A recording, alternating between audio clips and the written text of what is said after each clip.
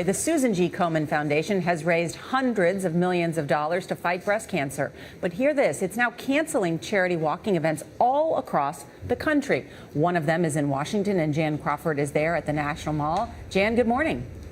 Well, good morning, Nora. Good morning, Charlie. You know, the economy and the struggling economy has been really tough on charities. Obviously, in an economic downturn, people just don't have as much money to spend. But for Komen, there's been a double whammy. It's also been hit with controversy over how it spends money, and now it's really scaling back one of its signature fundraising events.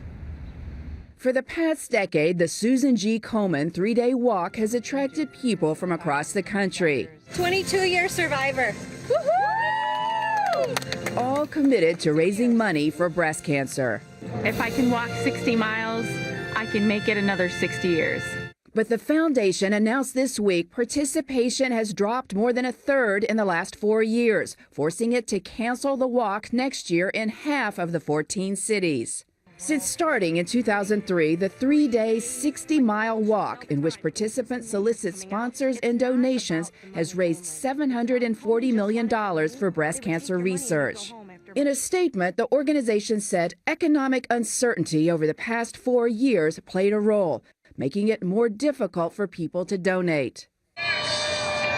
But the group also has struggled to move beyond last year's controversy when founder Nancy Brinker announced it would no longer award grants for breast cancer screening to Planned Parenthood, which also performs abortions. These changes mean that we will be able to do more to help women and advance the fight against breast cancer.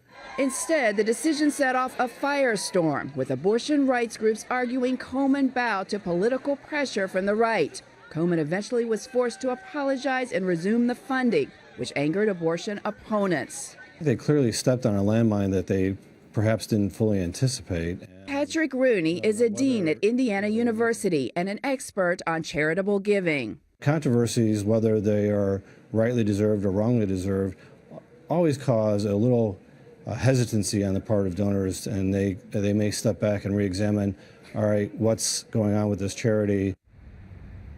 Now, the foundation is stressing it's not going to be making changes to its real flagship fundraising event, that, of course, being the Race for the Cure. Charlie and Nora, that event is now in its 30th year.